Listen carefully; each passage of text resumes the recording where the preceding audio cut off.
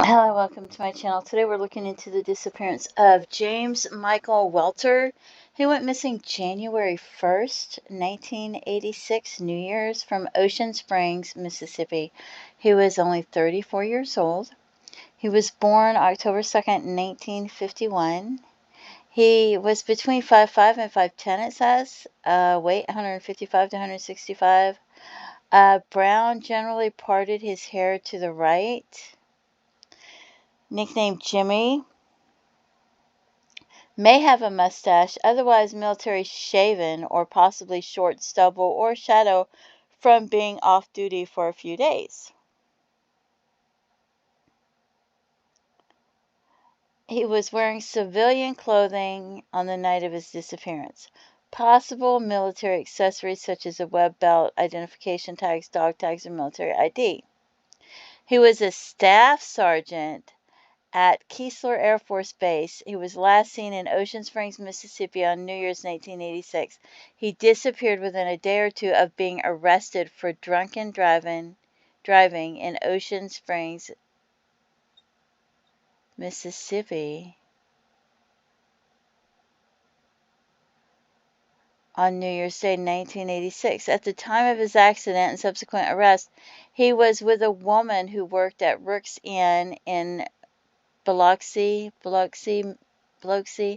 Mississippi.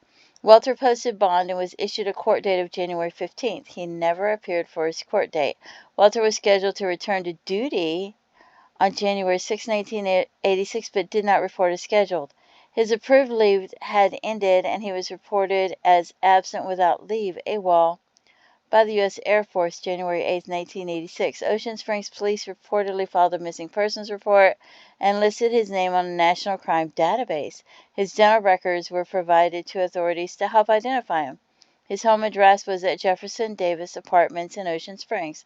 His blue 1976 Ford Granada was later located, but being driven by one of the arresting OSPD officers who said that he bought the vehicle on a salvage bond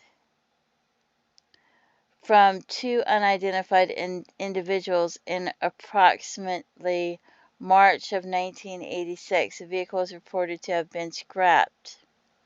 At the time of his disappearance, Welter was purchasing a timeshare with Dixie Resorts Corporation, Indian Point Resort in Mississippi. I don't know how to pronounce that.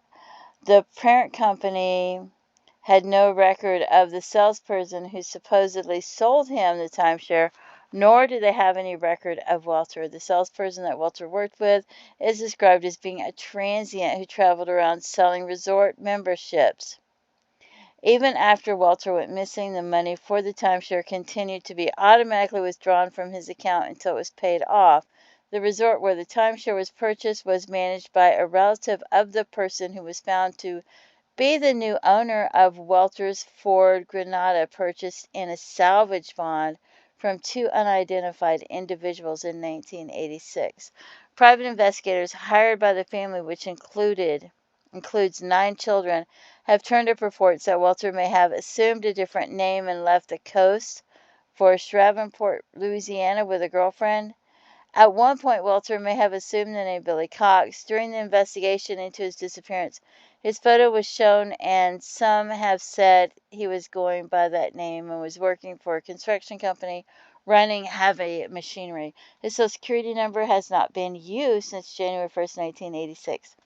His checkbook and savings book, investments, passports, and other personal belongings were left behind. He was declared legally dead in 2002. Wow, that sounds so suspicious, doesn't it? And here's Namus. It says 5'5" to 5'10". Wow. You can pause that and read it if you want to. And this is a person that reminds me of him. And they were found in Louisiana. They kind of remind me of him. They kind of look like him. They were found May 9th, 1987, a year and a half after he went missing. Age 19 to 28, 5'7", cannot estimate weight. But estimated death was only 2 weeks, so they would have died in April. So, but he has one of those faces that has like a familiar face, you know. So, brown hair, a yellow hard hat, one white athletic sock, Levi brand blue jeans, white and blue striped tennis shoes, a yellow hard hat. There's the John Doe. Here's a picture of the John Doe. And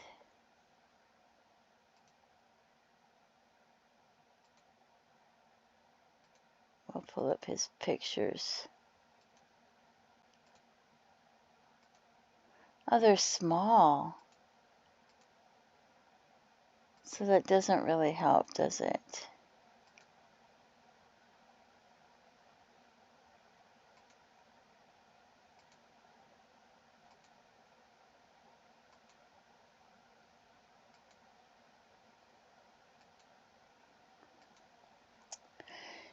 And this is the Charlie Project, and the Charlie Project says he was 5'7" and 160 pounds, and that John Doe was 5'7", the one with the hard hat. Civilian clothing, but may have been carrying around military ID and accessories. You can pause this and read it if you want to. Welter was last seen in Ocean Springs, Mississippi, early January 1986. He disappeared a day or two after he was arrested for DUI after having a minor accident on New Year's Day. He lived in Jefferson Davis Apartments at the time and was a staff sergeant at Keesler Air Force Base. He was on leave when he disappeared and was scheduled to return to duty January 6th but never arrived. Air Force listed him as absent without leave on January 8th. He had a court date for January 15th. He never showed up. He left behind his checkbook, his savings book, his passport, and other personal belongings. He was driving a blue 1978 Ford Granada at the time of his disappearance. It was later located being driven by another man. The man told authorities he'd bought the car on a salvage bond from two unidentified individuals in March of 1986. There has been no activity on his Social Security number. Private investigators by his family believe he may have taken another name and moved to Shreveport, Louisiana. And that's where that John Doe was, in Louisiana. So how far is that from where they think he may have gone?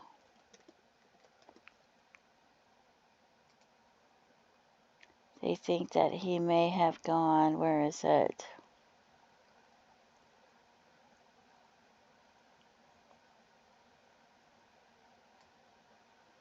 With a girlfriend who has not been confirmed.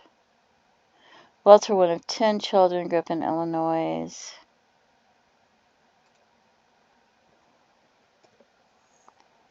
Four and a half hours. It's pretty far away.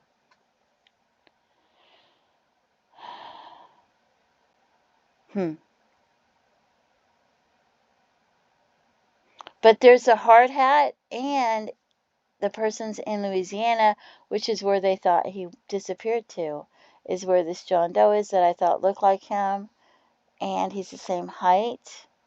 And he went missing May 9th. I mean, he was found May 9th, and he died probably in March of 1987, and he had a hard hat, like he was doing construction, and they have no idea who he is. So that's the one that I think maybe could be him, but you never know. Could be somebody completely different. So if you have any information about what might have happened to him, please contact authorities. You could probably email them, CC a couple of like detectives, investigators, a sheriff's department, police department, and that way if the email's not working, you know that maybe at least one of them will get your email. Maybe you could call and leave messages or go in and fill out a report.